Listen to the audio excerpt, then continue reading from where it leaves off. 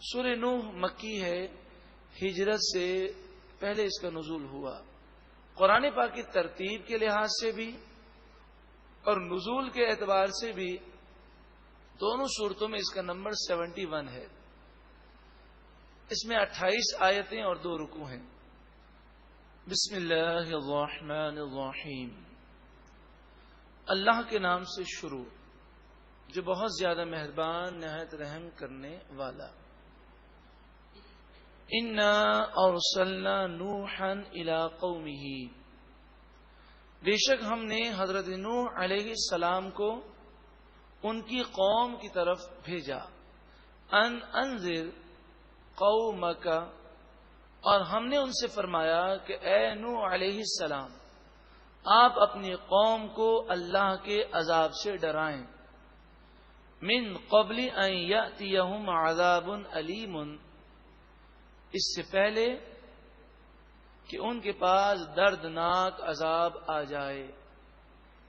قال یا قومی، حضرت نوح علیہ السلام نے فرمایا اے میری قوم، انی لکم نذیر مبین، بے شک میں تمہارے لیے کھلا ڈر سنانے والا ہوں۔ ان اعبدوا اللہ، میں تمہیں یہ بتاتا ہوں کہ تم صرف اللہ کی عبادت کرو۔ واتقوہ، اور تم اللہ سے ڈرو۔ وَأَطِیعُونِ، اور تم میری فرما برداری کرو۔ یغفر لکم من ذنوبکم، اللہ تمہارے گناہوں کو بخش دے گا۔ وَيُؤَخِّرْكُمْ إِلَىٰ أَجَلٍ مُّسَمًّى، اور اللہ تعالیٰ تمہیں ایک مقررہ وقت تک مہلت دے گا۔ اگر تم گناہوں سے سچی پکی توبہ کر لو گے تو جتنی زندگی باقی ہے اس زندگی کے پیریڈ میں تمہیں سکون، چین، اطمینان مل جائے گا، حقیقی دنیا کی لذت تم پاؤ گے توبہ کی برکت سے۔ ان اجل اللہ اذا جاء لا یؤخر، اب تم توبہ کرو یا نہ کرو ایک نہ ایک دن دنیا سے جانا ہے۔ بے شک اللہ رب العالمین کی طرف سے مقررہ وقت اذا جاء، جب آ جاتا ہے، لا یؤخر، تو پھر تاخیر نہیں کی جاتی، مہلت نہیں دی جاتی۔ لو کنتم تعلمون، کاش کہ تم جانتے اور موت سے پہلے موت کی تیاری کرتے۔ قال ربی، 950 سال تک سمجھاتے رہے، اور کس محنت سے آپ نے تبلیغ دین فرمائی اس کا ذکر ہے۔ قربان جائیے حضرت نوح علیہ السلام کے انداز تبلیغ پر۔ ہم تو 950 سال تو دور کی بات ہے، 9 مرتبہ بھی کسی کو سمجھا نہیں سکتے، اس قدر ہم جلد باز ہیں۔ لیکن وہ اللہ کے نیک بندے انبیاء وہ یہ خیال کرتے تھے کہ ہم جتنی دفعہ بھی سمجھائیں گے اللہ تعالی راضی ہوگا، ہمارے درجات بلند ہوں گے۔ سامنے والا اگر انکار کرتا ہے تو کوئی بات نہیں، ہمیں تو ثواب مل رہا ہے۔ اور دوسری بات، ان کے ذہنوں میں یہ بات بھی ہوتی کہ جب انسان تبلیغ کرتا ہے تو دوسرے انسان کے دل پر کچھ لمحات ایسے گزرتے ہیں کہ اس لمحات میں اسے اگر کوئی نصیحت کرے تو فوراً وہ قبول کر لیتا ہے۔ اس لیے وہ تبلیغ دین فرماتے رہتے کہ ہو سکتا ہے اس لمحے میں وہ نصیحت ہو جائے۔ قال، عرض کی ربی، اے میرے رب، انی دعوت قومی لیلا و نہارا، بے شک میں نے اپنی قوم کو رات اور دن اسلام کی دعوت دی۔ فلم یزدہم دعائی الا فرارا، مگر میری دعوت دینے سے ان کی نفرت میں اضافہ ہوا۔ جتنی دفعہ میں نے دعوت دی یہ دین اسلام سے اور زیادہ نفرت کرنے لگے۔ وَإِنِّي كُلَّمَا دَعَوْتُهُمْ لِتَغْفِرَ لَهُمْ، اور بے شک جب کبھی میں نے انہیں اسلام کی دعوت دی تاکہ یہ اسلام لائیں اور اے پروردگار تو ان کی بخشش فرما دے۔ تو جب بھی اسلام کی میں نے دعوت دی، جعلوا اصابعهم فی آذانہم، تو انہوں نے اپنے کانوں میں اپنی انگلیاں ڈال لیں۔ آپ سوچیں، آپ کسی کو کوئی بات بتانے جائیں اور وہ انگلیاں کانوں میں ڈال لے، کتنا مشکل ہے اس کو نصیحت کرنا، پھر بھی آپ نصیحت کرتے رہے۔ وَاسْتَغْشَوْا ثِيَابَهُمْ، اور اپنے کپڑوں سے اپنے منہوں کو انہوں نے ڈھانپ لیا۔ یعنی یہ حضرت نوح علیہ الصلوۃ والسلام سے معاذ اللہ ایسی نفرت کرتے کہ جس گلی سے آپ آ رہے ہوتے، آپ کو دیکھ کر وہ اپنے سر پر ایک کپڑا ڈال لیتے اور اپنے چہرے کو آپ کے چہرے سے وہ چھپاتے، اور یہ ظاہر کرتے کہ ہمیں آپ کی کوئی بات سننی نہیں ہے۔ وہ اصروا، اور ان لوگوں نے ضد کی، واستکبروا استکبارا، بہت زیادہ انہوں نے تکبر کیا۔ ثم، اس کے باوجود پھر، انی دعوتہم جہارا، میں نے انہیں اسلام کی دعوت اعلانیہ دی۔ ثم انی اعلنت لہم، پھر بے شک میں نے ان کے لیے اسلام کا اعلان کیا اور سب کے سامنے انہیں دعوت دی۔ وَأَسْرَرْتُ لَهُمْ إِسْرَارًا، اور انہیں آہستہ اور چپکے سے بھی دعوت دی۔ ان نصیحت کے جتنے انداز ہیں، اکیلے میں، تنہائی میں، آہستگی سے، سمجھا کر، یہ سب کو جمع کر کے ہر طرح سے میں نے دعوت دی۔ یہاں تک کہ جب آخری دور میں ان کے یہاں اولاد کا سلسلہ بند ہو گیا اور حضرت نوح علیہ الصلوۃ والسلام کی قوم کے جو کافر تھے ان کے یہاں 40 سال تک کوئی اولاد نہیں ہوئی، ساری عورتیں بانجھ ہو گئیں ان کافروں کی، اور قحط سالی کی کیفیات ہوئیں، بارشیں کم ہو گئیں۔ فقلت، تو اس وقت میں نے کہا، استغفروا ربکم، اے لوگوں اپنے رب کی بارگاہ میں سچی پکی توبہ کرو، استغفار کرو، ایمان لے آؤ۔ انہ کان غفارا، بے شک وہ پروردگار بہت بخشنے والا مہربان ہے۔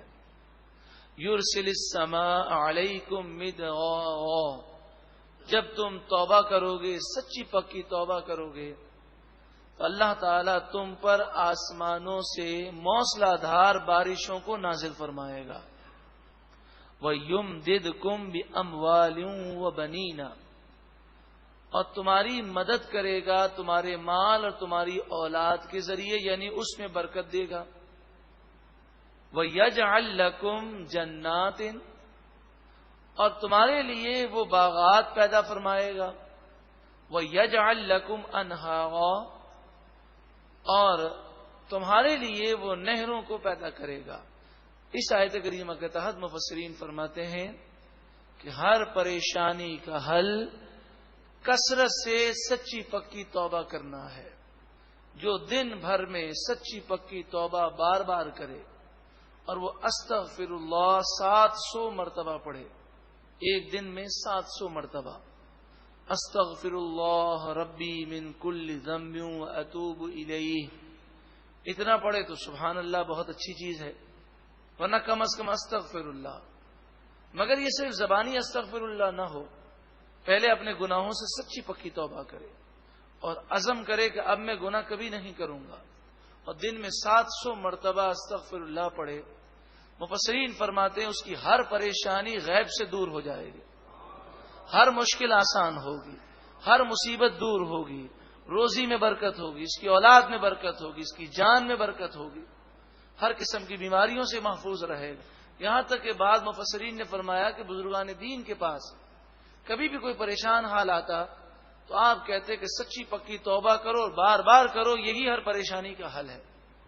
ایک طریقہ یہ بھی ہے کہ سچی پکی توبہ کریں، اور چاہیں تو اچھی طرح وضو کریں، اور چاہیں تو اچھی طرح غسل کریں تو بہت اچھا ہے، اور نیت غسل توبہ کی کریں، یعنی یہ نیت ہو کہ میں یہ غسل کر رہا ہوں توبہ کی نیت سے، پھر 2 رکعت نفل توبہ کی نیت سے پڑھیں، اور پہلی رکعت میں سورہ فاتحہ کے بعد سورہ کافرون پڑھیں، دوسری رکعت میں سورہ فاتحہ کے بعد سورہ اخلاص قل هو اللہ احد پڑھیں، سلام پھیرنے کے بعد درود و سلام پڑھیں، جتنا آپ کا دل چاہے اللہ کی حمد و ثنا کریں، مثلا الحمدللہ رب العالمین یہ 12 مرتبہ پڑھ لیجئے، درود پاک 12 مرتبہ پڑھ لیجئے، اور پھر دعا کیجئے، سچی پکی توبہ کریں، اور یہ عزم کر لیں کہ اب میں گناہوں سے بالکل پاک ہوتا ہوں، اب میں کبھی گناہ نہیں کروں گا۔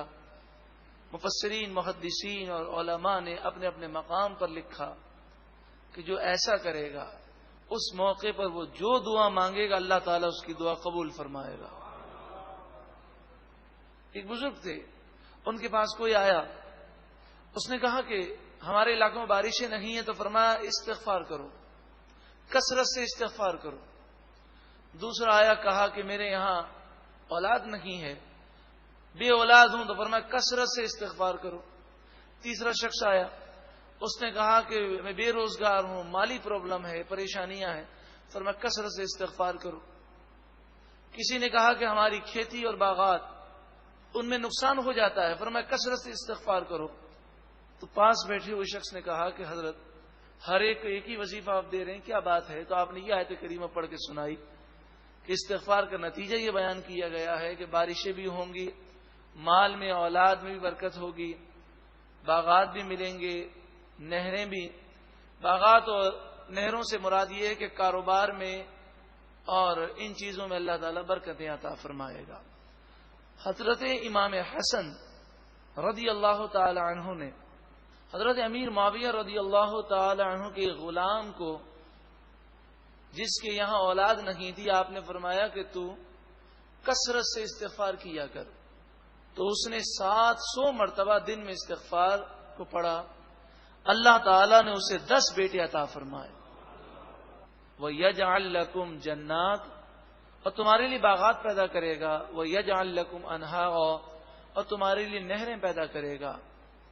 مَا لَكُمْ لَا تَرْجُونَ لِلَّهِ وَقَارًا، تمہیں کیا ہو گیا کہ تم اللہ کی بارگاہ سے عزت حاصل کرنے کی امید ہی نہیں رکھتے؟ دنیا والوں سے عزت کے حصول کے لیے مارے مارے پھرتے ہو، جو حقیقی عزت دینے والا ہے اس کی بارگاہ میں جھکتے نہیں۔ وَقَدْ خَلَقَكُمْ، اور بے شک اللہ تعالیٰ نے تمہیں پیدا کیا، أَطْوَارًا، اور طرح طرح سے بنایا، مختلف زبانیں ہیں، مختلف قبائل ہیں، مختلف شکلیں ہیں، مختلف رنگ ہیں۔